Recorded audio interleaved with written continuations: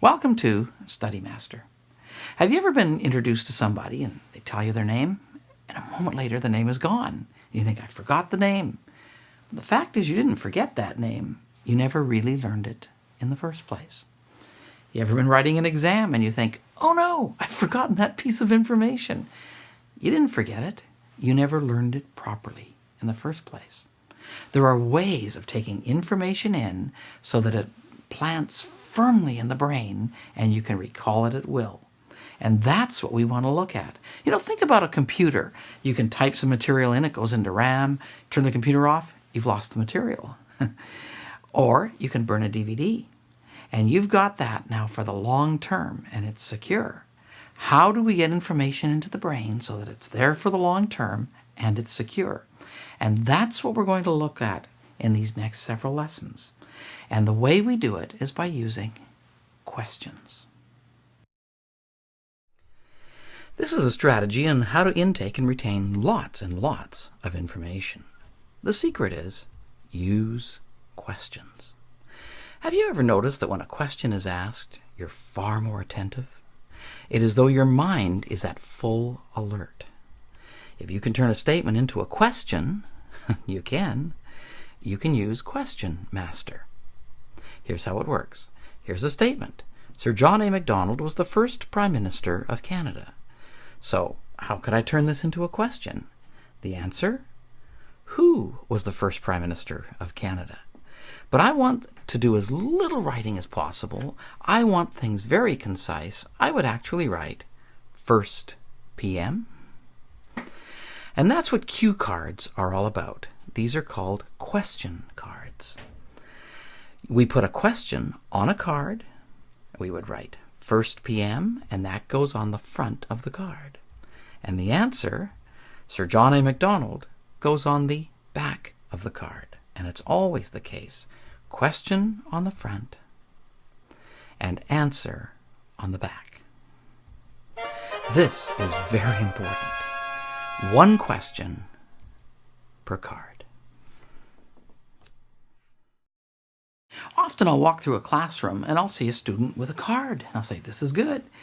And then I'll look at that card and see that it's packed with information on the front of the card. And that's not good. Because if there's lots of information there, you look at that and it's almost confusing. You think, do I know this? Do I not know it? I don't know. Maybe I do. Maybe I don't. But if you have a question, your brain has to work. And if you have one question and you know the answer, you know it. If you have one question and you don't have the answer, you know you need to do something. So you turn that card over and you say, what do I need to do to get that answer into my brain so that next time I'll get it perfect? And it's the question that makes you do the work. And if you have the question, you know whether you know it. So one question on the front of the card, and the back of the card could actually have several parts to an answer. Let's look very specifically at how this works. Here was a sentence from an English textbook. Suppose you were taking a course on a short story and you wanted complete mastery of this material. In this sentence we read, as an art form, the short story began in the 18th century by Daniel Defoe, who wrote a realistic ghost story. If I want to know everything there, I read the short story began in the 18th century. So on the front of the card I'll write, when did SS, that's shorthand for short story, when did SS art form begin? And on the back I have the answer, 18th century. I read by Daniel Defoe, so my question is, who began SS as an art form? And on the back I have the answer, Daniel Defoe. I read, who wrote a realistic ghost story? And so my question, what did Daniel Defoe do? And the answer in the back of the card, wrote a realistic ghost story. And you continue like this through all of the sentences and paragraphs. Sometimes you look at a handout or a textbook and it's absolutely overwhelming. I mean, wow, what do you do?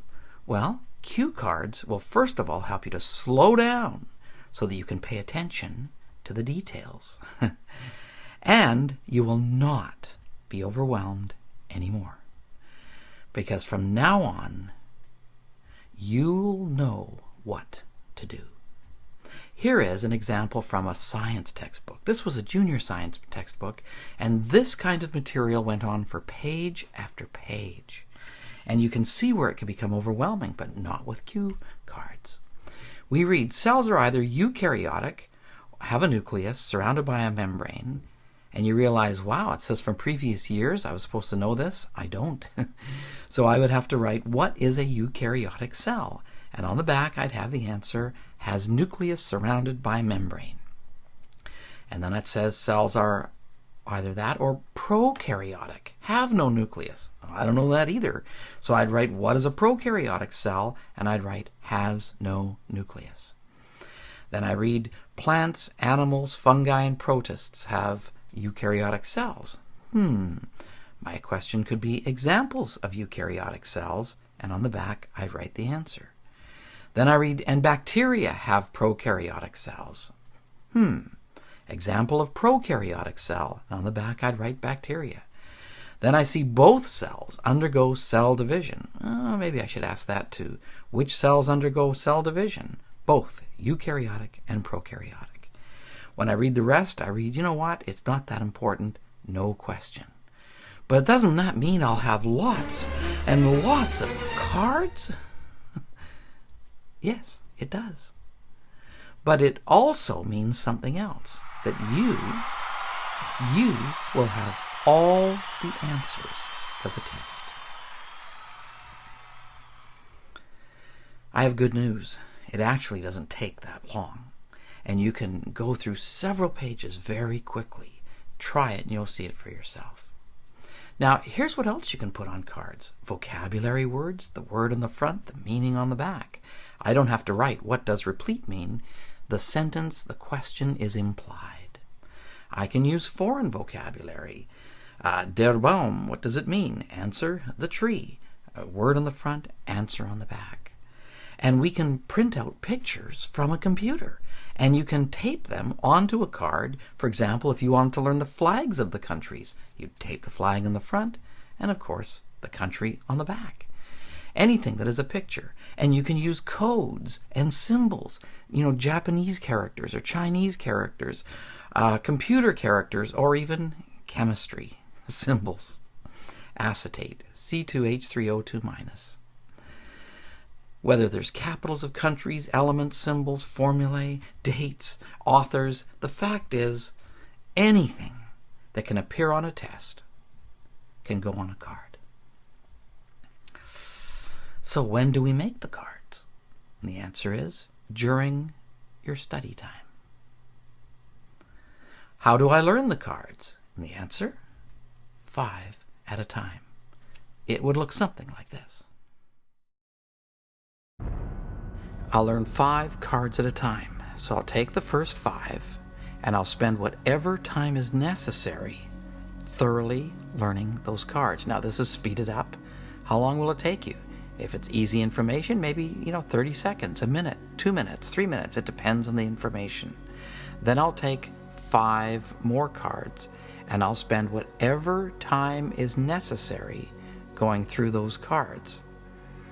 And I'll make sure I know the information on those 5 cards.